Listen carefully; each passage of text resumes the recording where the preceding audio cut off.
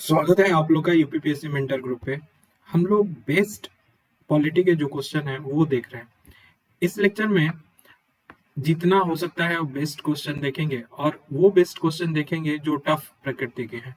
Tough हैं अर्थात जब एग्जाम हॉल में बैठते हैं तो वो गलत कर देते हैं। तो मेरा ध्येय बस ये है कि जो क्वेश्चन गलत हो सकता है उसको हम नहीं करें। क्यों? क्योंकि ये इजी सेक्शन है। इजी सेक्शन से स्कोर करना बड़ा आसान होता है। अगर यहाँ से एक भी क्वेश्चन गलत होता है तो यकीन मानिए आप रेस से बाहर हो जाएंगे। रेस से बाहर हो जाएंगे, ठीक है ना। तो उस चीज में रेस में बने रहने के लिए हम ये प्रोग्राम लेके आए हैं। ठीक, चलिए देखते हैं बेस्ट क्वेश्चन। और वो बेस्ट क्वेश्चन है जो टफ प्रकृति के हैं या अक्सर दिमाग से स्किप हो जाते हैं। तो रिवीजन करते रहेंगे तो ये क्वेश्चन गलत नहीं होगा। ठीक, चलिए। तो पहला क्वेश्चन ये है कि किसने बोला था कि डीपीएसपी डीपीएसपी या राज्य के नीति निर्देशक तत्व एक चेक के भांति है जिसका भुगतान बैंक की इच्छा पे निर्भर करता है। किसने बोला था? तो केटी शाह ने बोला था। किसने बोला था? केटी शाह ने। तो डीपीएसपी को एक चेक की भांति किसने बोला था? वो केटी शाह ने बोला था। ठीक हो गया। दूसरा क्वेश्चन है कि किसने डीपीएसपी को 9 वर्ष की शुभकामनाएं कहा था? तो 9 वर्ष की शुभकामनाएं कहा था नसरुद्दीन ने। किसने बोला था? नसरुद्दीन। किसने बोला था कि डीपीएसपी, डीपीएसपी का मतलब राज्य के नीति निदेशक तत्व, ठीक है ना। तो डीपीएसपी एक पवित्र इच्छाएं है। किसने बोला था? तो आइवर जेनिंग्स ने बोला था। और किसके लिए बोला था? डीपीएसपी के लिए बोला था। फिर एक क्वेश्चन उठता है कि फेबियन समाजवाद की झलक मिलती है तो किस में मिलती है फेबियन समाजवाद का? तो डीपीएसपी में मिलती है। फेबियन समाजवाद कुछ नहीं, फेबियन समाजवाद जो हम लोग लोकतांत्रिक समाजवाद बोलते हैं उसी को ब्रिटेन में फेबियन समाजवाद बोला जाता है। तो बस ये ध्यान रखना है। तो फेबियन समाजवाद की झलक मिलती है नीति निदेशक तत्व में। ये किसने बोला था? आइवर जेनिंग्स ने बोला था। पवित्र इच्छाएं किसने बोला था? आइवर जेनिंग्स ने बोला था। किसने डीपीएसपी को आर्थिक लोकतंत्र लाने में सहायक बताया था? किसने? तो डॉक्टर अंबेडकर ने बताया था। ठीक। और किसने ये बोला था कि डीपीएसपी आर्थिक क्षेत्र में समाजवाद लाएगा? डीपीएसपी क्या करेगा? आर्थिक क्षेत्र में समाजवाद लाएगा। तो केएम पणिकर ने बोला था। ठीक है। और किसने बोला था कि डीपीएसपी सामाजिक क्रांति की ओर ले जाएगा? तो ग्रेनविल ऑस्टिन ने बोला था कि डीपीएसपी सामाजिक क्रांति की ओर ले जाएगा। ठीक है। अब आगे बढ़ते हैं। आगे ये है कि बहुत सारे बच्चे नहीं जानते होंगे कि 39B और 39C ये क्या है? डीपीएसपी के प्रावधान है। ठीक है।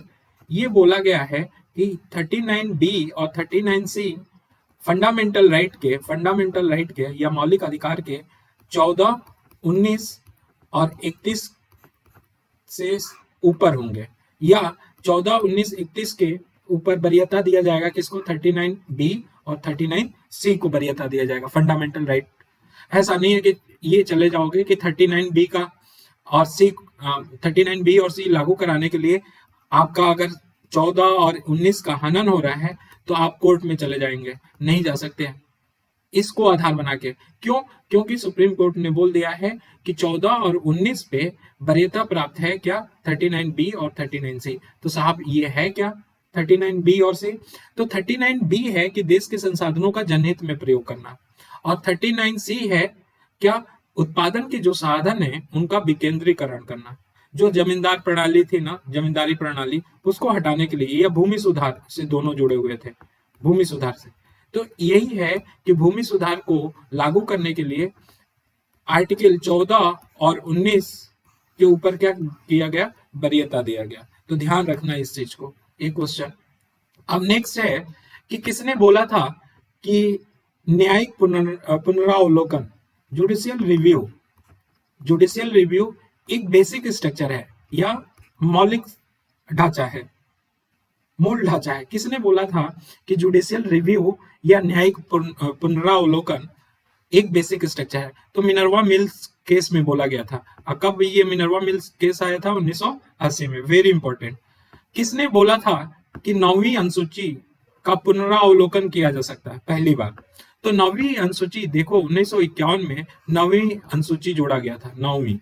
ठीक है, प्रावधान ये था कि 9वीं अनुसूची में कोई विषय शामिल कर दिया जाए तो उसका पुनरावलोकन नहीं हो सकता है। लेकिन बामन राव केस में बोला गया कि 9वीं अनुसूची का क्या किया जा सकता है, पुनरावलोकन किया जा सकता है। फिर 2007 में आईआर कोयलो केस आया था, उसने बोला कि 9वीं अनुसूची है उसका पुनरावलोकन किया जा सकता है अगर 24 अप्रैल 1973 ये डेडलाइन रखा कि इससे पहले वाला अगर कोई विषय क्या शामिल हो, 9वीं अनुसूची में शामिल हो, तो उसका पुनरावलोकन नहीं हो सकता है। लेकिन इसके बाद वाले डेट के बाद वाले जो भी विषय शामिल होंगे उनका हम क्या कर सकते हैं, जुडिशियल रिव्यू कर सकते हैं। किसमें बोला, आईआर कोयलो केस में बोला। Very important. ठीक है, तो ध्यान रखना, तो 24/4/1973 ही क्यों रखा, तो ध्यान रखना चाहिए कि 24/4/1973 को हमारा केस आया था एक बहुत इंपॉर्टेंट 1973 में, जिसको हम लोग क्या जानते हैं, केशवानंद भारती केस के रूप में जानते हैं। ठीक है, जिसमें बेसिक स्ट्रक्चर की अवधारणा आई थी। ठीक, तो ये ध्यान रखना। अब आ जाते हैं, किसने बोला था कि फंडामेंटल राइट को डीपीएसपी पे वरीयता दिया जाएगा, कौन से केस में, तो ये केस था चंपक दोराई राजन केस में। और किस में पूरक बोला गया था, तो केरल शिक्षा विधेयक में बोला गया था। ठीक है, और मिनर्वा मिल में बोला गया था। तो ध्यान रखना, ये चीज क्वेश्चन पूछा जा सकता है। ठीक, और वही बात जो पीछे बता रहे हैं कि डीपीएसपी के 39B और 39C 14 और 19 और 31 तो खत्म हो गया है, तो 14 और 19 पे वरीयता दिया जाएगा। ठीक है, तो ये ध्यान रखना।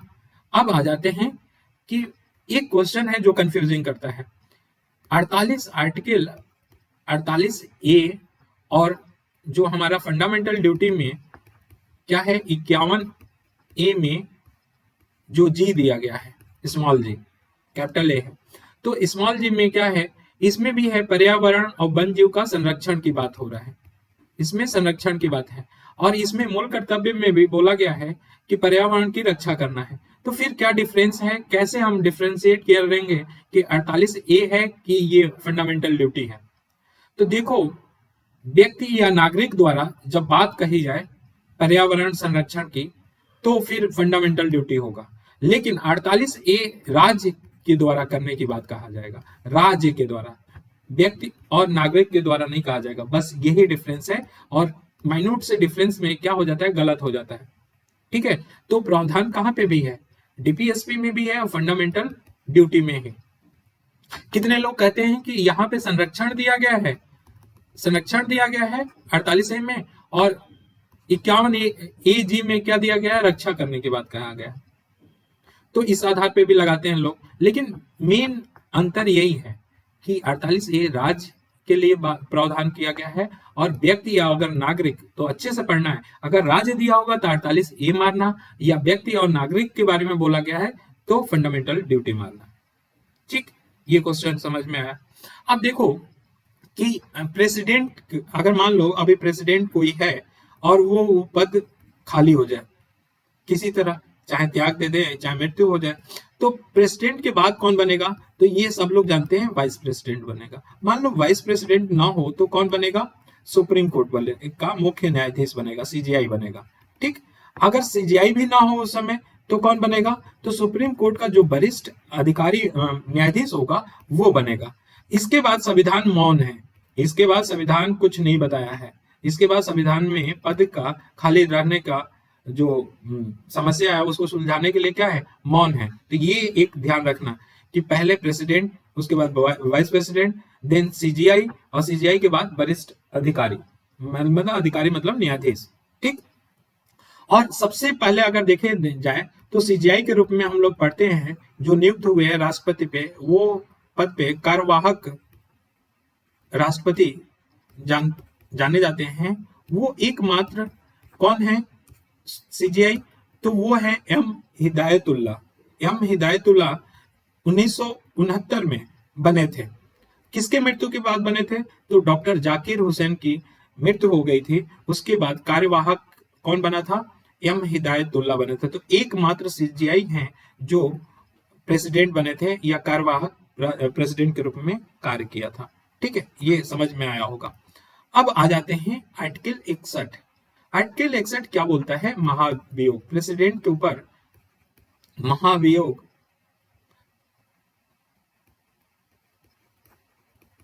लगाने की बात होती है इस पे। तो महाभियोग क्या कोई भी आए उठ के लगा सकता है क्या? नहीं साहब, महाभियोग अगर प्रेसिडेंट के खिलाफ पारित करना है तो दो शर्तें होना चाहिए सर। कोई भी सदन में लाने के लिए, पहली बात कि महाभियोग प्रेसिडेंट के खिलाफ लाने के लिए कोई भी सदन हो सकता है, चाहे लोकसभा हो चाहे राज्यसभा, किसी में भी लाया जा सकता है। लेकिन दो शर्त है। शर्त क्या है कि जिस सदन में लाया जाए उस सदन के कुल सदस्य का 1/4 लोग क्या करें? हस्ताक्षर करें। 1/4 लोग क्या हो? कुल सदस्य का 1/4 लोग क्या करें? हस्ताक्षर कर लें। पहला शर्त है। दूसरा वेरी इंपॉर्टेंट कि राष्ट्रपति को 14 दिन पूर्व क्या करना होगा? महाभियोग लाने से पहले सूचना देना होगा। ठीक, और फिर सदन में प्रस्ताव में लाया जाएगा किसी भी सदन में। अब क्या होगा कि दोनों सदनों में, लोकसभा और राज्यसभा दोनों सदनों में अगर विशेष बहुमत, लेकिन विशेष बहुमत भी किस प्रकार का, हमने पीछे अगर विशेष बहुमत अगर नहीं जानते हैं तो पीछे वीडियो दे रखा है, आप लोग जाके उसे देखेंगे। विशेष बहुमत कौन सा विशेष बहुमत? तो कुल सदस्य का 2/3 विशेष बहुमत से अगर पारित हो जाए, कुल सदस्य का, ध्यान रखना यहाँ पे उपस्थित और मतदान का नहीं, कुल सदस्य का 2/3 क्या हो जाए? विशेष बहुमत से पारित हो, तो फिर वो राष्ट्रपति क्या हो जाता है? स्वतः पद मुक्त हो जाता है। ठीक है, स्वतः पद मुक्त हो जाता है, इसी को महाभियोग बोला जाता है। तो लोकसभा और राज्यसभा दोनों से पारित होना चाहिए। कैसे? विशेष बहुमत, और वो विशेष बहुमत का कौन सा प्रकार होना चाहिए? तो कुल सदस्य का 2/3 होना चाहिए। ठीक, अब समझ में आ गया होगा। तो ये हमारा क्वेश्चन था। अब पूछा जाता है कि प्रेसिडेंट को सलाह देने के लिए एक मंत्रिपरिषद होगा, वो कौन से आर्टिकल में बोला गया? ये बहुत ज्यादा क्वेश्चन पूछा जाता है। तो 74(1) में बोला गया है। ठीक है, 74(1) में बोला गया। ध्यान रखना है यहाँ पे कि 42वें संविधान संशोधन के द्वारा एक लाइन जोड़ा गया था, क्या कि जो प्रेसिडेंट कार्य करेगा वो मंत्रिपरिषद की सलाह पे कार्य करेगा। ये 42वें संविधान संशोधन में बोला गया था। कौन से संशोधन में? 42वें संविधान संशोधन में। और 44वें संविधान संशोधन में ये और इसको विस्तार किया गया। क्या किया गया कि मंत्रिपरिषद की सलाह को पुनर्विचार के लिए लौटा सकता है कौन? प्रेसिडेंट क्या कर सकता है? पुनर्विचार के लिए लौटा सकता है। लेकिन अगर पुनर्विचार के बाद फिर से मंत्रिपरिषद प्रेसिडेंट के पास भेजता है तो वो बाध्य है सहमति देने के लिए। यहाँ पे बाध्य है, वेरी इंपॉर्टेंट क्वेश्चन। ठीक है, तो बाध्य है। यहाँ पे 42वें में क्या बोला था कि मंत्रिपरिषद की सलाह पे कार्य करेगा 42वें संशोधन में। और 44वें संशोधन में बोला गया कि राष्ट्रपति पुनर्विचार के लिए लौटा सकता है, लेकिन अगर पुनर्विचार करके फिर मंत्रिपरिषद दे रहा है प्रेसिडेंट को तो फिर उस पर सहमति देने के लिए, ठीक है, वो बाध्य होगा। ठीक है, तो ये ध्यान रखना है एक चीज। अब आ जाओ, एक क्वेश्चन आता है कि राज्यसभा में प्रेसिडेंट कितने सदस्यों को मनोनीत करता है? तो ये घिसा पिटा क्वेश्चन है। 12 सदस्यों को करता है। कितने आधार पे करता है? तो 4 आधार पे करता है। हो सकता है कि इसमें से पूछ ले कि इसमें से कौन सा आधार पे मनोनयन नहीं होता है राज्यसभा में, और उसमें सहकारी दे दे, सहकारी या सहकारिता दे दे। तो ध्यान रखना, सहकारिता राज्य विषय की सूची है, राज्य सूची का विषय है सहकारिता। तो ये प्रेसिडेंट राज्य सूची के विषय पे कैसे दे सकता है सहमति? पहली बात तो यही अक्सर देखेगा, जबकि विधान परिषद में जो होता है मनोनयन होता है वो 5 आधार में आता है। ये 4 आधार होता है प्लस सहकारिता जुड़ जाता है। तो बस इसीलिए बताना चाह रहे थे इसको रखने में कि साहित्य, कला, विज्ञान और समाज सेवा से ही मनोनयन होता है 12 सदस्यों का राज्यसभा में। आर्टिकल 79 है क्या? तो ये संसद के अंग के बारे में बताता है। संसद के अंग का मतलब कि ये प्रेसिडेंट और लोकसभा और राज्यसभा के बारे में बताता है।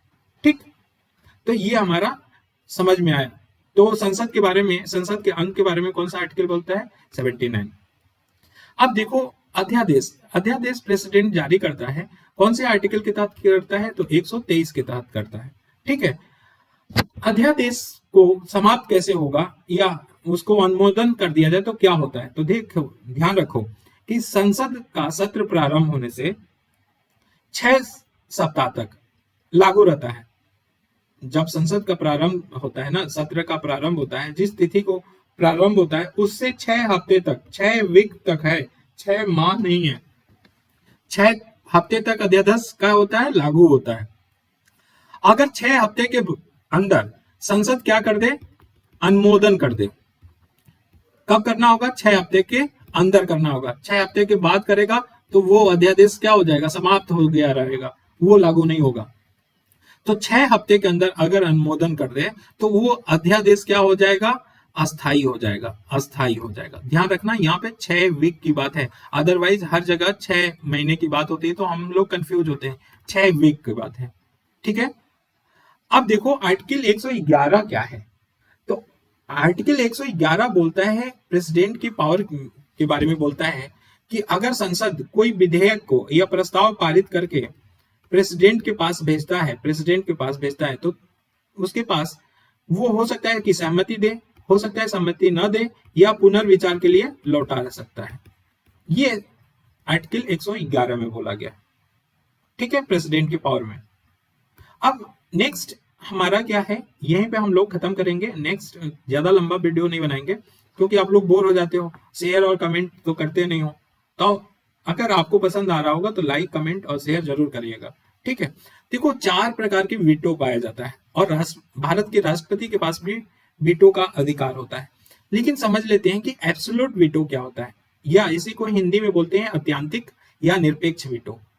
ऐसा वीटो जो समाप्त ना किया जाए, वो प्रेसिडेंट क्या करते हैं? जारी कर दे और वो समाप्त ना हो, वो ब्रिटिश सम्राट को प्राप्त है। किसको? ब्रिटेन को प्राप्त है। दूसरा, विशेषित वीटो या क्वालिफाइड वीटो, ऐसा वीटो जिसे विशेष बहुमत से समाप्त किया जा सकता है। ऐसा वीटो जिसको विशेष बहुमत से समाप्त किया जा सकता है वो विशेषित वीटो है। और किसको ये प्राप्त है? तो अमेरिका के प्रेसिडेंट को प्राप्त है। एक है निलंबकारी वीटो। निलंबकारी वीटो या सस्पेंसिव वीटो, इसका मतलब है कि ऐसा वीटो जो साधारण बहुमत से क्या हो? समाप्त किया जा सकता। और किसको प्राप्त है? तो फ्रांस के प्रेसिडेंट को प्राप्त है। और एक है जेबी वीटो, जिसको पॉकेट वीटो बोलते हैं। इस पे राष्ट्रपति किसी विषय को निर्णय नहीं लेता है, ठीक है ना, विलंब करने की कोशिश करता है, तो उसे कहते हैं ना पॉकेट में रख लिया, तो वो पॉकेट वीटो होता है। और किसको, कौन ये अक्सर जारी करता है? तो यूएस के प्रेसिडेंट करता है। तो ये हम वीटो के बारे में बताएं और उसका एग्जाम्पल दिया। ठीक है, अब भारत के राष्ट्रपति के पास कौन कौन वीटो होता है? तो एब्सोल्यूट वीटो, ठीक है, सस्पेंसिव और पॉकेट वीटो, ये 3 प्रकार के वीटो जारी कर सकता है। कौन? राष्ट्रपति। तो अत्यंतिक का मतलब कि एब्सोल्यूट वीटो का जिसको समाप्त न किया जा सके। विशेषित वीटो का मतलब विशेष बहुमत से समाप्त किया जा सके। निलंबकारी वीटो का मतलब कि साधारण बहुमत से समाप्त किया जा सके। और जेबी वीटो का मतलब विलंबकारी चीज करना, पॉकेट में रख लेना या व्यवहार रूप से लागू करने के लिए रोकना। ठीक है, तो ये 3 प्रकार के वीटो कौन? अत्यंतिक, निलंबकारी और जेबी वीटो, ये राष्ट्रपति के, इंडियन राष्ट्रपति के पास होता है। ठीक है ना, तो ये हमारा आज का रहा। अब नेक्स्ट लेक्चर में जो टॉपिक होगा, टॉपिक क्या, हम कुल 43 स्लाइड बनाए हैं जिसमें आज 12 पढ़ लिए हैं। ठीक है, इससे पहले 2 वीडियो और अपलोड कर दिए, तो आप लोग देख लीजिएगा उसे। अगर अच्छा लगे तो जरूर इसको प्रोत्साहन दीजिएगा। Thank you so much.